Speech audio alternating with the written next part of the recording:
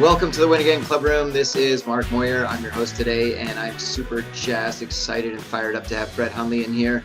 The reason I wanted to bring Brett in was not because, he's a former athlete and an NFL quarterback and all this kind of stuff. That's kind of cool. But I'm more impressed with what he's done and what he's doing now that he's retired, between starting his own foundation, which we'll speak about shortly, as well as really being involved in a few different businesses as an entrepreneur, which is really pretty damn cool. So I'm going to bring him in one sec. He calls himself Go Bruins, so I don't even know what that means, but we'll find that out soon enough. But quick little bio. Born and raised in Phoenix, he attended Chandler High School. He did pretty damn well there on the football field, right? And then went to a small school in California, UCLA. I'm not sure where that's based, but it's somewhere out there, where he managed to set a whole bunch of records, including total offense and passing touchdowns, right, I believe, or total touchdowns, one of those two. Don't worry, take them both. Was drafted by the Packers back in 2015. And then in 2017, Aaron Rodgers got hurt, that little pansy. So who came in? But Brett. And Brett had a nice last several games there. But he'll also talk to us in a few minutes about the ups and downs and the challenges of staying on as a football player. It's just such an incredibly challenging league. He established the Hundley Foundation in honor of his sister, Paris, who's suffering from epilepsy, and we'll talk about it in a couple. But look at me, I'm like speed talking here. I'm trying to get it all in. How'd I do? You did great, man. Yeah. Was any of it true or not? No, it was all false.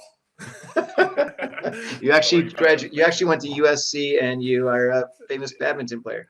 Anyway. Yeah. Thank you for having me on, man. I appreciate this. Anyways, well, look, thanks for being here. Really, right off the bat, I guess I want to start almost going backwards to an extent, but when you're a football player and you're playing in the NFL and you're a starter for a while, and then whether it's injuries or circumstances, etc., was there a moment, or what was the moment that you kind of got to a point where you said, you know what, maybe I should focus on some other things? Yeah. I feel like it's always a hard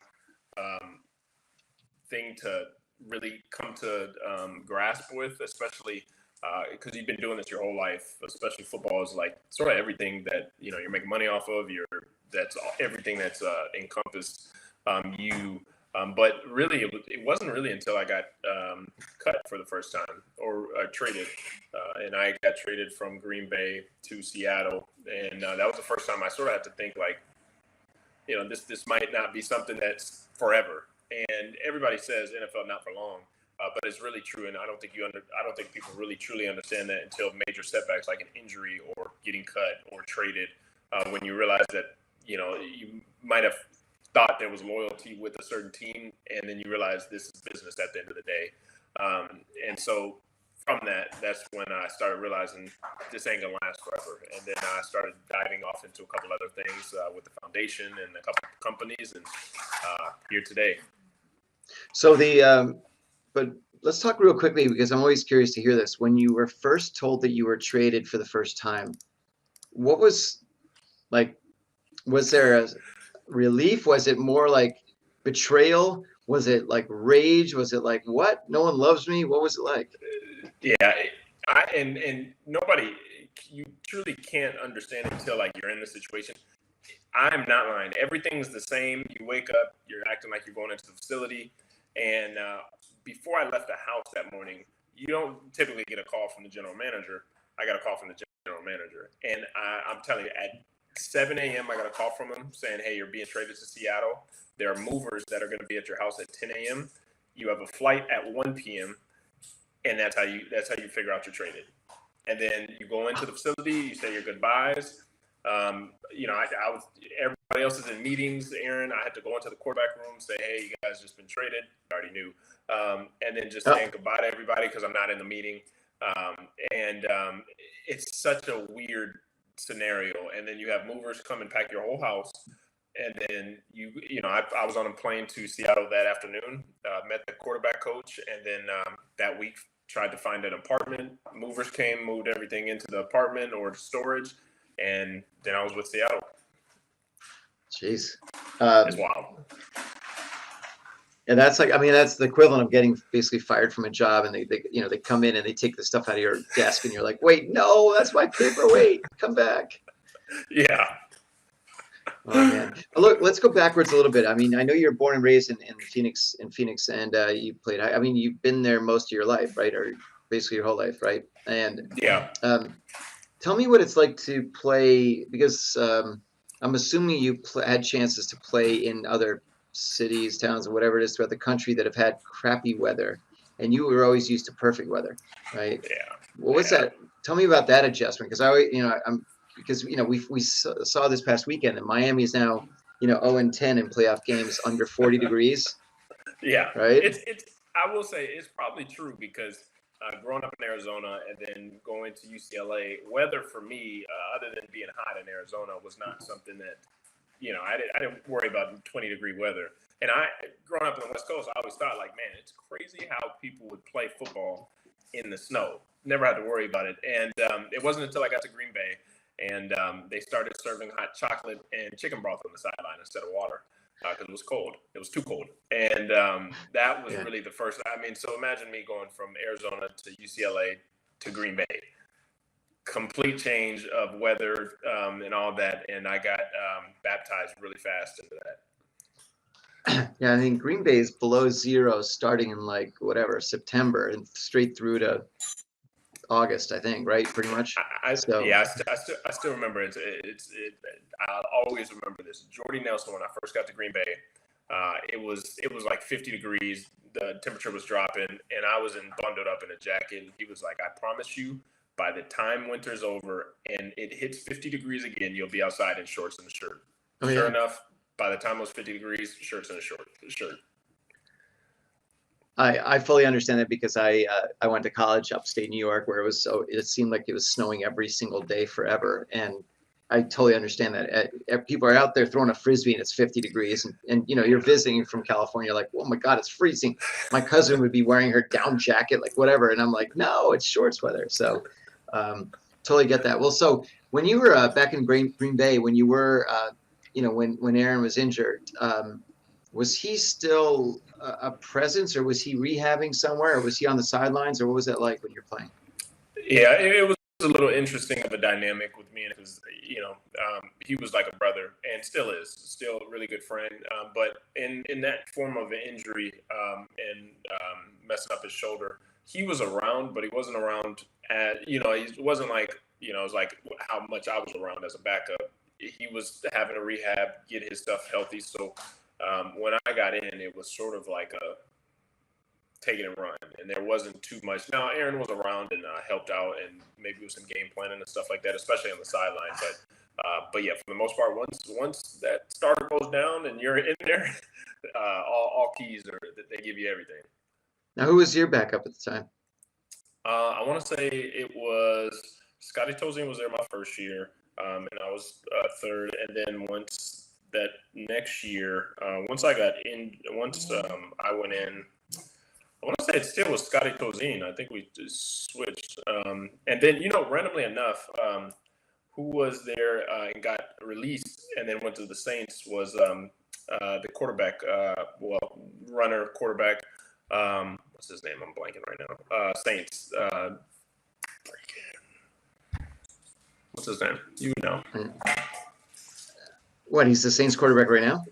Yeah, but he's first/last quarterback.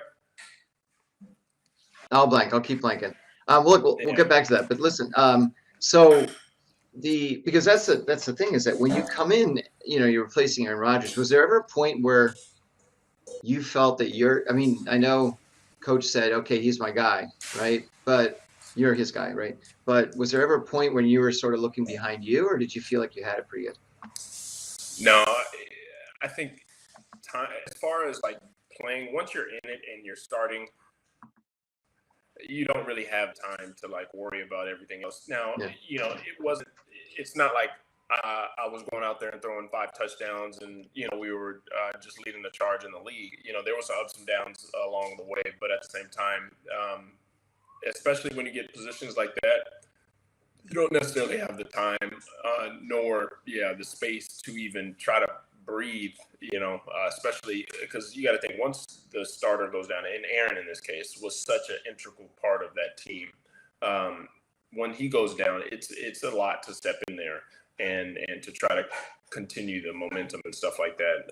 And so for me, it was really just to get my feet wet, because this was the first time too, other than preseason, that I had got actual reps in playing and starting. So for me, it was almost, and this is my third year too. So really getting into the swing of things, it took me a couple weeks, but then it sort of started rolling. Was there at any point did you have any of that sort of I don't want to say imposter syndrome, but sort of like because it's not easy when you first jump in, where you kind of like, wait a minute, should I be here or not? And then when you settle in, it's now I belong, right? Yeah. It's a different dynamic of like perspective almost, because at first, you're the backup, and as a backup, especially after 3 years, Aaron doesn't typically get injured, nor has he in his career. And so for myself, you sort of get in that like, hey, I'm the backup, I'm here whenever something happens. And then for him to have that significant of an injury, be out for 9 weeks, then you'll never be prepared until the situation presents itself. In those cases, you can prepare all you want, but until you're in the fire and in the smoke, it's just different. You can do everything, but until you get that experience, then you really, really learn. Did when you shifted teams, was there ever the feeling that you were maybe coming in as a new backup, or was there ever did you feel that there was a shot at being the starter, or were you always told this is your deal? You're just helping us out. Yeah, it's again a hard dilemma, especially as a competitor and someone as competitive as myself. That you and Aaron's Aaron, Aaron Rodgers. I'm not crazy in that aspect. But then to get traded to Seattle, you got Russell, and then going to Arizona after that, that's when Kyler got drafted. Yeah. So it's then I was with Lamar. I mean, I can only do so much. Business is business. Business is business. That's right. That's cool. But so speaking of that a little bit, because I want to make sure we touch on a few things before you have to bolt. But while you were still playing, I know that you were sort of thinking, not necessarily fully about, gee, what's going to happen when I retire, when the time comes. But tell me what got you started in real estate. I mean, I'm really interested to hear what made you, what got that going. Random enough. I'd always sort of just protected my money. I didn't necessarily like doing things if I didn't know what I was doing. And so I'd sort of just saved, kept in my account, didn't really touch my money and stuff like that. But it wasn't until I got to Arizona, when I finished with Seattle, got signed to Arizona, and my locker mates was Devin Kennard and Prince Mukamara. And they're both from Arizona. And they were both in real estate at the time. So I had overheard them talking, and Prince had started talking about some of his rental properties. Devin was talking about how he's working things on real estate, and I was always interested in it.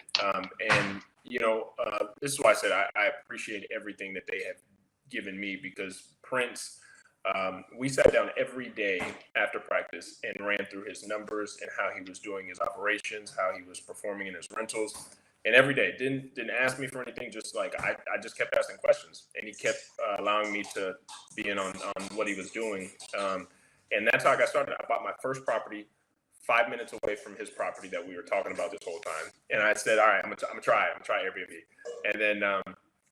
And then from there, things went well. And then the second property, I bought my second property, and then I bought a property to live in out in Arizona. And then when I moved from Arizona, converted that one into another property, a rental, and things just sort of kept growing from there. And then, it's a cool group of guys too, because also Marcus Wheaton, who played for the Steelers, we all grew up in Arizona together. So we all went to the same high school, grew up. I played with Marcus, and we all do real estate now. And then there's another guy, Jamar Taylor, who also played in the league for 7 or 8 years.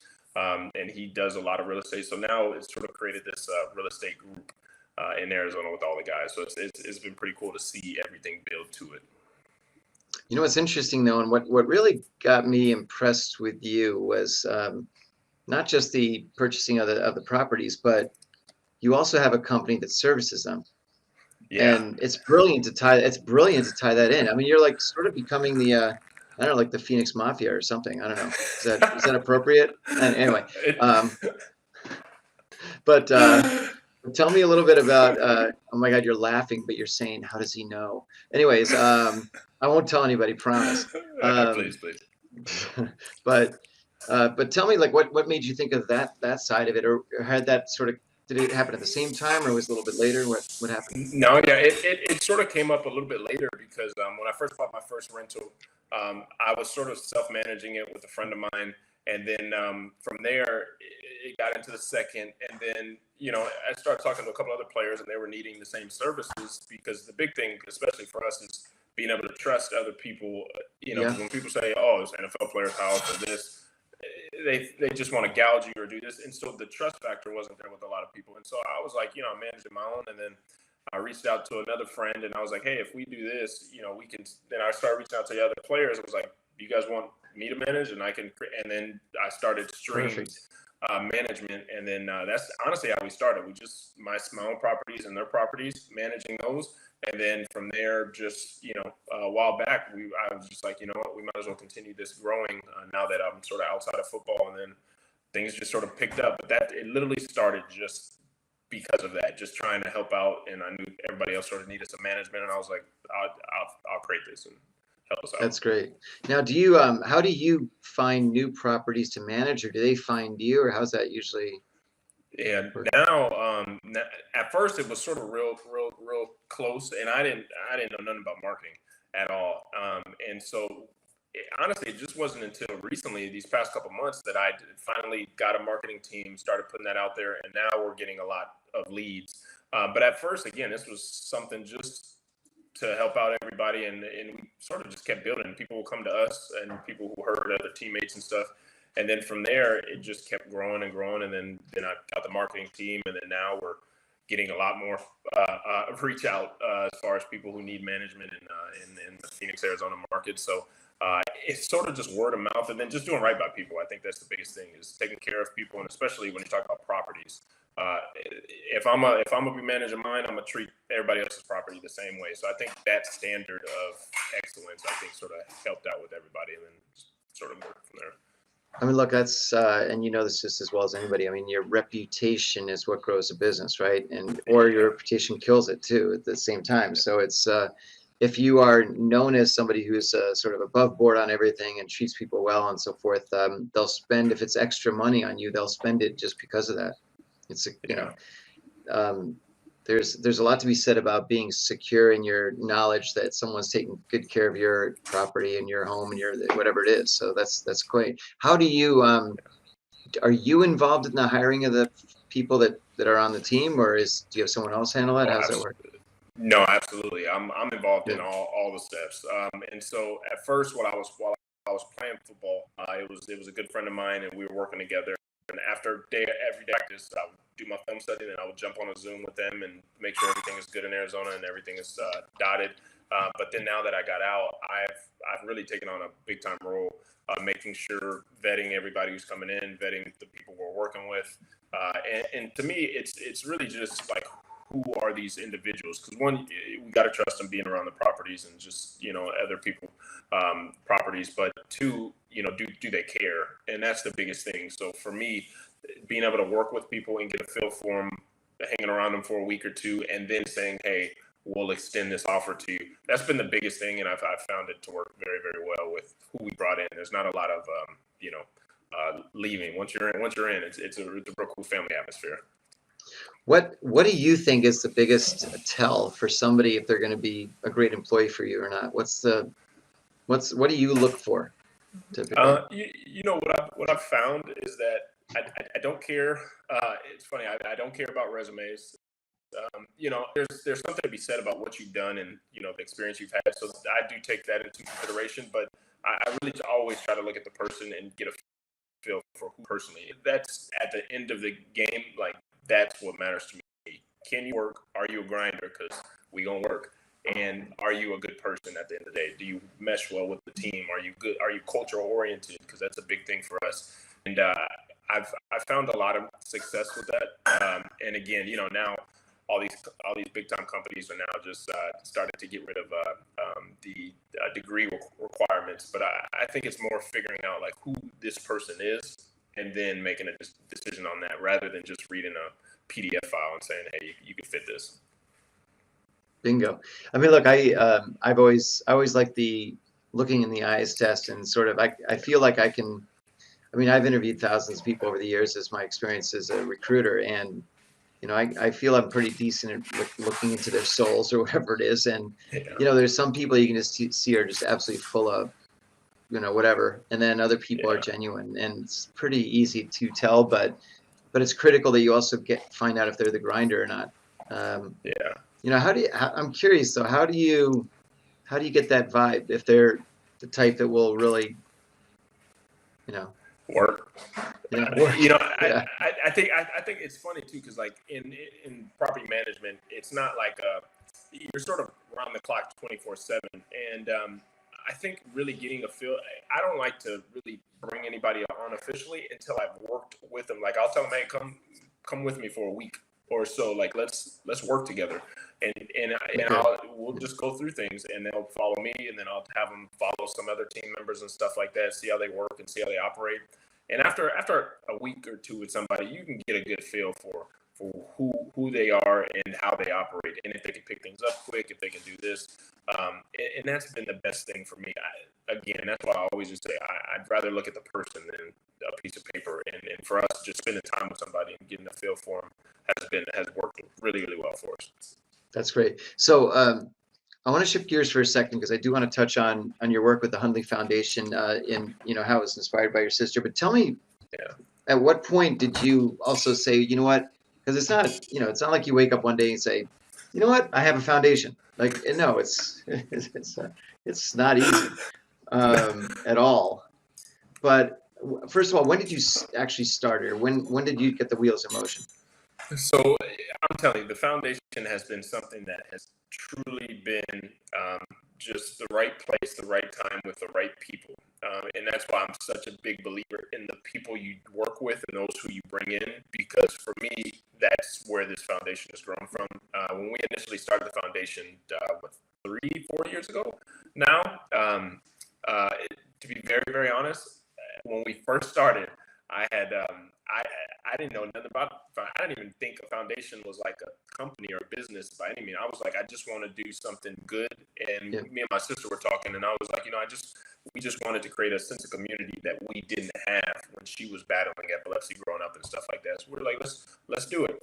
And when we started off, I hired my sister as a CEO who had no experience, didn't know what she was doing, and didn't have the time to do it either. So we had to have a real heart-to-heart. And when I asked our vice chair, Sam Estes, who was on the board of the Epilepsy Foundation and really in a very prominent role, knew a lot about foundation. He had brought on Danielle Moreno, who used to be the director of the Vegas for the Epilepsy Foundation, and she became our CEO. And so once she became our CEO, Sam really came on board. Things started flying. And that's why I say I'm big on the people you work with and those who you interact with, because once Danielle came, we created our board, we had that rolling, and then things started. And then Rick Harrison, that's when he came over, and his event, the poker run in Vegas, started benefiting the Hundley Foundation. And then from there, things were very just, we were able to break even on things, figure out how things are working. And then it sort of just kept growing slowly but surely. And that's why I said the foundation is not, the biggest thing that I've realized, it is a business, but a foundation, it's not like you have like clients who, you're producing a service. You're operating based off somebody giving. And so for us, as long as we keep our motto the same and the culture and why we're doing this, and it's not, we're not just, we weren't so primarily just with epilepsy, but we wanted to create a mission statement helping children and families in needs. And that's not directly just with epilepsy, but that's with everything else. So it allowed us to do so much more. And for us, just keeping that culture, and I've always been big on that, just sticking to the why, because sometimes these, and I don't want to put any corporations out there, but sometimes these corporations or foundations get so big, they lose the understanding of like why they started in the first place and the people they're servicing, that relationship aspect. So for us, we want to stick to the people that we're really servicing and who really benefit from this. And so from that, it's just been people joining the team and hopping on, and then things growing. And now, we got a director in Vegas, we got a director in California, one in, Arizona, and we've grown to a really, really substantial size where I'm learning a lot about business that I never would have thought I would have learned having a foundation. I've spoken to tons of athletes who've retired, even younger than you, that one of their big concerns is they say, what I'm worried that I'm 30, I've played for, 8, 9 years, and I'm going into a workforce that other people have had a huge head start on me, right? And I try to explain, look, what professional athletes don't realize when they retire is that they bring so many skills and capabilities to the table that non-athletes don't have. And it's a huge list, but I mean, just the fact that you've performed on a stage, you've performed in front of thousands of people, you've spoken on camera, on TV, you've been comfortable in a setting that you have to put yourself out there. Yeah. Most non-athletes are scared to death about even being on a microphone or whatever it is. But you've also been able to grind, and you know how to, push through, barriers. There's all kinds of things. You're extremely coachable and manageable. There's a lot of things that I say, look, you can be 30 and coming out and feel like, gee, this person's already been working for 7 years, 8 years at company or whatever, JP Morgan or whatever the hell it is. Yeah. But, you're bringing a different perspective that's extremely valuable. And what's interesting is that companies are really slow, I think, to realize that bringing on athletes is a smart plan. I mean, regardless of the actual business experience inside. But what you've done, though, Brett, is, as you just said, by developing the Hundley Foundation, you've been learning about business and how it runs. Yeah. And with your real estate, you've been learning about business. So you've almost been, it's kind of like you really did a nice sort of merge from sports to business. It's been I don't want to say it's been an easy transition for you, but it's been an actual transition. Yes. Right? Not too many valleys, which is nice. Yeah. It's interesting you say that too, because this goes for all players who are going through the transition, because I am still going through my transition. And the interesting thing is, the thing I'm actually learning now is that I could, in any transition, and what, the learning to business, the growth, I'm finding it. That's one of the things that I've had difficulties with, is understanding that, like, I have all of this football knowledge and I have a lot of skills that transfer over, but especially running a foundation or these companies, I knew nothing about any of this stuff. How to create an LLC, I didn't know what KPIs were. I knew what I knew what after a Monday sit down after a Sunday game, and you have to talk with your head coach about maybe not a great performance or a great performance, but like I had no idea, and I'm still learning, and I'm still trying to learn, and that's why even meeting you and everything that I've been able to pull from yourself and everybody else I've been trying to just collect from, like, I think it's interesting, because like there's that sense of unknown where you don't know who you are outside of the game yet, and then also what translates correctly outside of the game, from football to the business world. And that's something that I'm even still working through. And for myself, I've been placed in this position, so the one thing I can say, though, is like, just like you just hit on, like, our work ethic, or figuring out like, hey, this translates, and then from there picking those and running. So like, yeah, I might be 30 and I don't have the whereabouts on any of this stuff, but if you give me understanding of it and you teach me a little bit, or I can just learn, like we can figure out very, very fast. Let me ask you a question. How easy is it? So I'm the coach in Green Bay, and I hand you the playbook and I say, learn this. It's pretty easy, right?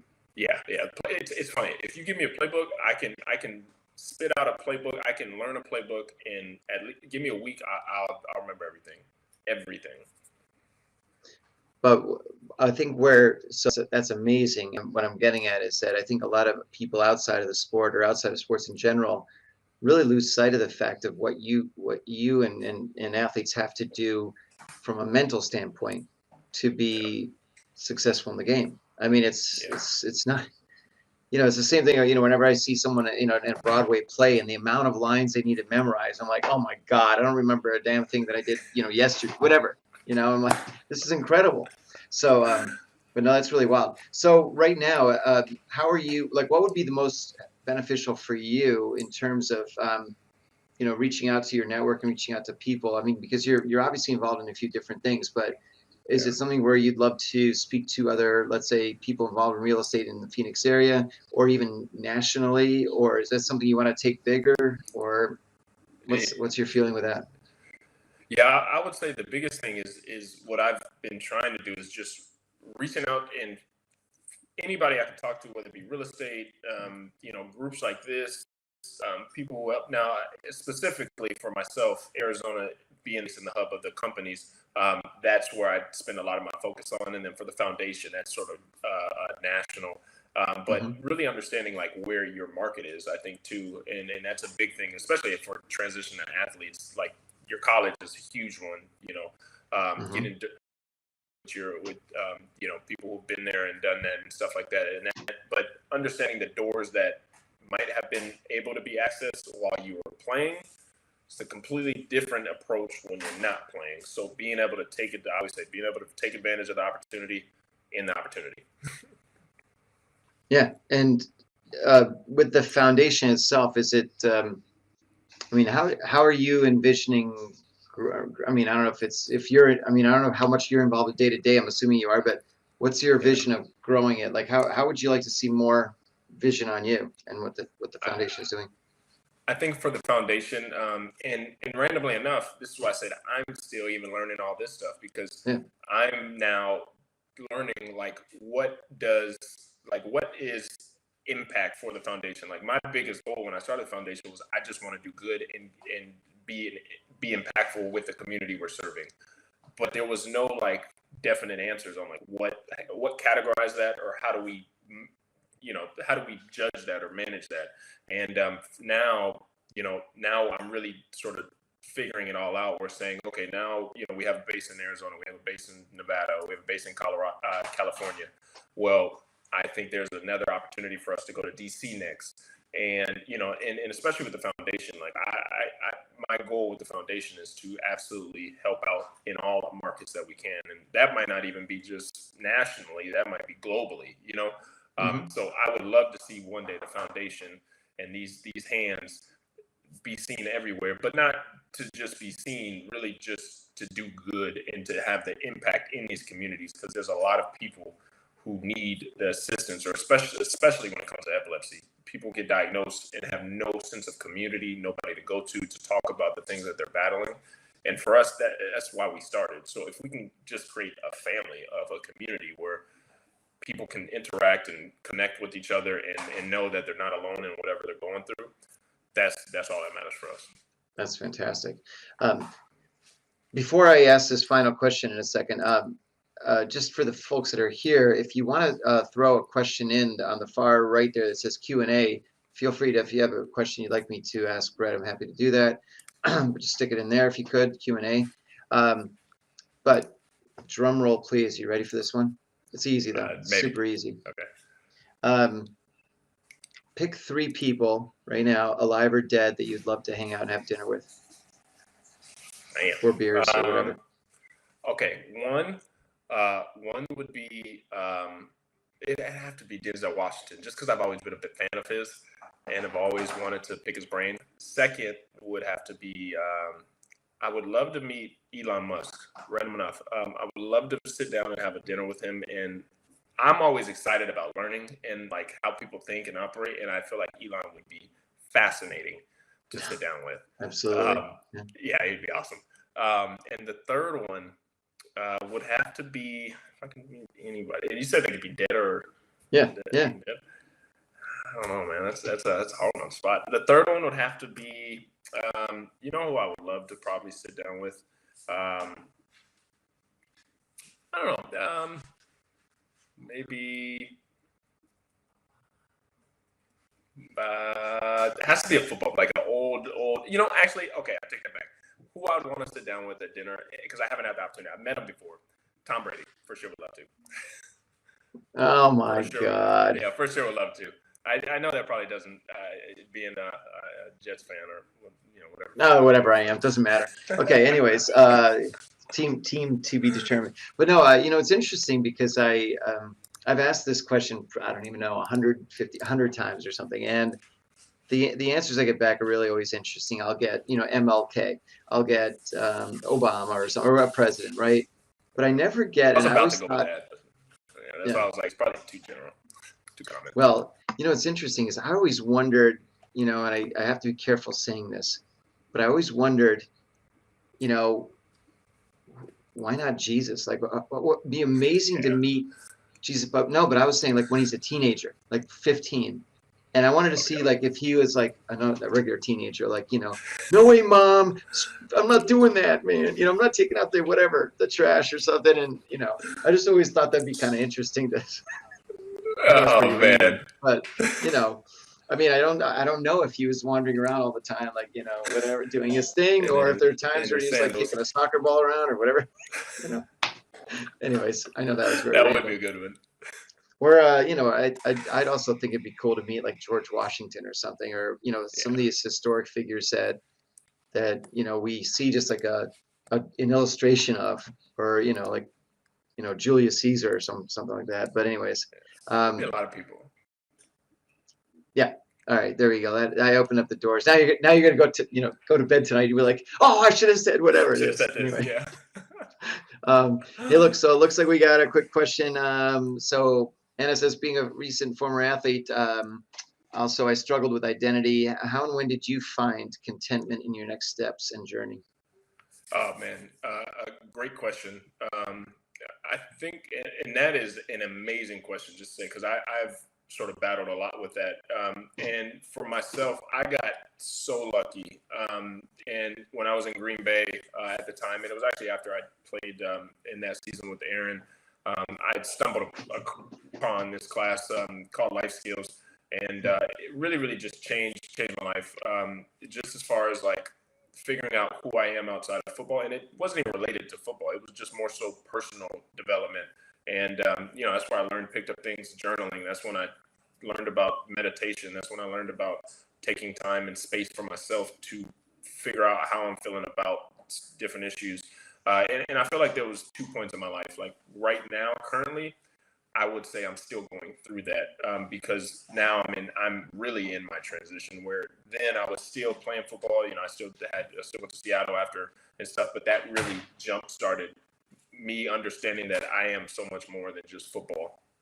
And then now this was the first year I've been out of football for a year. And so I can't sit here and lie and say, I'm not going through these issues right now. And not to say that I don't know who I am as a man or what I stand for, what I believe, but more so just the understanding that I've played football for 30 years in my whole life. And now we're talking business. Now we're talking the foundation. There isn't this like Brett so much playing football. I'm not going out getting hit and stuff like that. It's really, and in a sense, I'm thankful because I have a great group of people, friends who I can, talk to about my thoughts and stuff, and even mentors.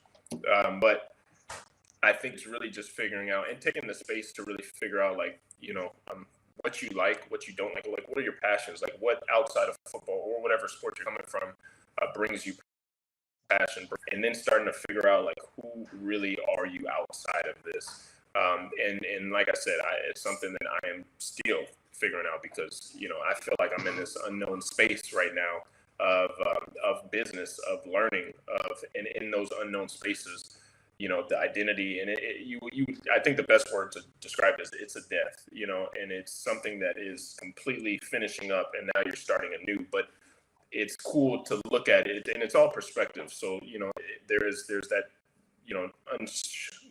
sense of unsure of who you are, or where you are, or what you're going to be after. But then if you change your perspective and know that like there's so much more to look forward to now, and I'm not just in this box of football. There's the rest of my life to look forward to. I'm just 30, and now I get to really show and be and become and blossom, and I think that's the fun part. And so for life, for me, I can't say I've just hit it on the head, but I can say I'm confidently working through it and happy to be doing so right now. That's great. Kelly has got a great question, but before you ask that, I'm just curious about something. What's the biggest thing you don't miss about football? Getting hit. Absolutely. Yeah, I And figured. yeah, I mean, 100%. Getting hit. I was so tired of it. And it's funny because I started broadcasting, and now I will say I would gladly talk about the sport than be on the field. Gladly. I know. I can't, I see quarterbacks get hit by these guys that weigh 340 and whatever, and I'm like, Yeah. that can't feel good, man. Yeah. And I don't care how much you got on. That's And it's not even like just, you say 340 and you're thinking like a fat 340. These are like No. probably faster than me and Yeah. all, everybody. Yeah. They're like running 4.3s, 340. So that's the worst part. Kelly asked, do you have any interest in getting involved with ownership, management, or coaching for a sports team at any point? I've thought about it.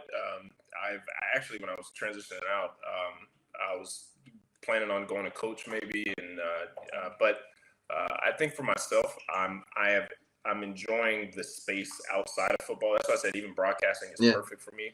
But for me, when you become a coach, the hours you spend, and I spent a lot of hours being a quarterback playing football, but the coaches spend. I mean, they don't get to really see their family, and for me, that doesn't work. Like I never wanted to like give everything I had to football, think I was leaving the game, and then give the rest of my life to football. I love football, but I love my family more. So I think for that, it just wasn't something that I necessarily wanted to do. But I'm really interested in getting back to Chandler High or high school, or I have started coaching quarterbacks as well, young quarterbacks. And so stuff like that, where I'm not like fully every day nonstop doing this, but it allows me to still be connected and to give back in those areas. Nice. Well, look, I truly appreciate your time. You've got so much going on, and you've got an incredible future ahead of you. I'm so happy when you were just saying a few minutes ago how you see the future as being so bright, and there's so much ahead of you.